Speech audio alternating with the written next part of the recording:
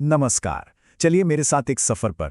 कोई time machine नहीं चाहिए, बस थोड़ी सी कल्पना, क्योंकि हम जा रहे हैं आज से बस कुछ ही साल आगे, साल 2050 में। तो जरा सोचकर देखिए, साल है 2050, जगह है दिल्ली, और जैसे ही कोई खिड़की खोलता है तो ठंडी हवा का झोंका? नहीं, बिल्कुल नहीं, बल्कि चेहरे पर लगती है धुएं और गर्मी से भरी एक ऐसी हवा जो सांस रोक दे। देखिए, उस समय सिर्फ खबरें नहीं बदलेंगी, बल्कि हर घर की कहानी बदल चुकी होगी। चलिए मिलते हैं अरविंद के परिवार से। उनकी रोजमर्रा की जिंदगी हमें दिखाएगी कि 2050 की दुनिया असल में दिखती कैसी है। रोज सुबह उठते ही अरविंद का पहला काम होता है पानी खरीदना। जी हाँ, खरीदना। 20 लीटर पानी की एक बोतल की कीमत है पूरे 500 रुपए। आसमान का रंग अब नीला नहीं बल्कि हल्का भूरा हो चुका है, और घर से बाहर निकलने के लिए हर किसी को एक स्पेशल मास्क पहनना पड़ता है। अरविंद की माँ मीरा अपनी पोती काव्या को अक्सर बताती हैं कि उनके जमाने में तो बस नल खोलो और पानी आ जाता था। ये सुनकर 12 साल की काव्या को ऐसा लगता है जैसे वो कोई परियों की कहानी सुन रही हो। उसे यकीन ही नहीं होता। अब सबसे बड़ा सवाल, क्या ये सब सच में हो सकता है? मतलब, क्या ये कोई डरावनी फिल्म की कहानी है, या फिर एक ऐसी हकीकत जो हमारा इंतजार कर रही है? ये बातें शायद सुनने में किसी साइंस फिक्शन फिल्म जैसी लगें, लेकिन ये कोरी कल्पना नहीं है। ये आज के हालातों और उन चेतावनियों पर आधारित है जो हमें हर रोज मिल रही हैं। ये वाकई में चौंकाने वाली बात है ना? देखिए, भारत में जिस एयर क्वालिटी को हम मॉडरेट यानी ठीक ठाक मान लेते हैं, कई दूसरे देशों में उसी लेवल को खतरनाक माना जाता है। मतलब वहां उस हवा में बाहर निकलने पर पाबंदी है। अगर इसे और आसान भाषा में समझें तो आज दिल्ली में सांस लेने का मतलब है हर रोज 8 से 10 सिगरेट पीना, वो भी बिना सिगरेट को हाथ लगाए।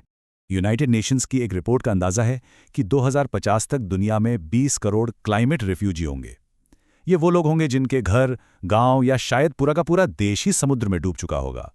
मालदीव और फिजी जैसे देश तो पहले से ही इस खतरे से जूझ रहे हैं। जरा सोचिए, 2050 में प्राकृतिक आपदाएं कोई ब्रेकिंग न्यूज नहीं होंगी, बल्कि रोजमर्रा की जिंदगी का एक हिस्सा बन जाएंगी। हमें दूर जाने की जरूरत नहीं, पिछले कुछ साल ही देख लीजिए। पाकिस्तान की भयानक बाढ़, ऑस्ट्रेलिया और हवाई के जंगलों की आग, तुर्की का भूकंप, ये सब ग्लोबल वार्मिंग का ही तो नतीजा है। अब इस कहानी में एक बहुत बड़ा ट्विस्ट है। ऐसा नहीं है कि किसी को पता नहीं कि क्या होने वाला है। दुनिया के जो सबसे अमीर लोग हैं, जिन्हें हम अल्ट्रा रिच कहते हैं, वो ये सब पहले से जानते हैं। तो चलिए अब इस पर बात करते हैं। ये अल्ट्रा रिच बिलियनियर्स दुनिया को बचाने के लिए कुछ नहीं कर रहे हैं, बल्कि वो अपने लिए अंडरग्राउंड बंकर बना रहे हैं। कह सकते हैं कि ये उनका डूम्सडे इंश्योरेंस है। और ये कोई मामूली बंकर नहीं है, ये तो जमीन के नीचे बने 5 स्टार किले हैं। ये न्यूक्लियर और क्लाइमेट दोनों से सुरक्षित हैं। इनमें स्विमिंग पूल से लेकर सालों तक का खाना और वाइन तक स्टॉक की गई है। मतलब जब बाहर दुनिया में तबाही मची होगी, ये अंदर आराम से जिंदगी जी रहे होंगे। तो भविष्य की दो तस्वीरें एकदम साफ हैं। एक तरफ आम लोग होंगे जो बाढ़, आग और भुखमरी से लड़ रहे होंगे, और दूसरी तरफ होंगे ये अल्ट्रा रिच जो अपने आलीशान सुरक्षित बंकरों में छिपे होंगे। लेकिन एक मिनट रुकिए, क्या सच में यही एक रास्ता बचा है, या क्या हम सब मिलकर इस कहानी का अंत बदल सकते हैं? और अच्छी खबर यह है कि हम असहाय बिल्कुल नहीं हैं। सरकारें जो कर रही हैं वो ठीक है, लेकिन व्यक्तिगत स्तर पर हम बहुत कुछ ऐसा कर सकते हैं जिससे इस भविष्य को आने से रोका जा सके। तो सवाल ये है कि हम कर क्या सकते हैं? शुरुआत करने के लिए ये 5 कदम काफी हैं। पहला, एनर्जी बचाइए। मतलब घर में एलईडी बल्ब लगाना या सोलर एनर्जी का इस्तेमाल। दूसरा, अपना ट्रांसपोर्ट का तरीका बदलिए। जब भी मुमकिन हो पब्लिक ट्रांसपोर्ट या ईवी का इस्तेमाल करें। तीसरा है डाइट में छोटा सा बदलाव, रेड मीट कम करना। चौथा, प्लास्टिक को ना कहना। और पांचवा, जो शायद सबसे जरूरी है, वो है जागरूकता फैलाना, ताकि हमारी आने वाली पीढ़ी ये गलतियां ना दोहराए। और हाँ, पानी, कहते हैं कि अगली वर्ल्ड वॉर शायद पानी के लिए लड़ी जाएगी। ताज़ा पानी बहुत कम बचा है। नल को खुला ना छोड़ना, बारिश के पानी को जमा करना, ये छोटे छोटे कदम मिलकर एक बहुत बड़ा बदलाव ला सकते हैं।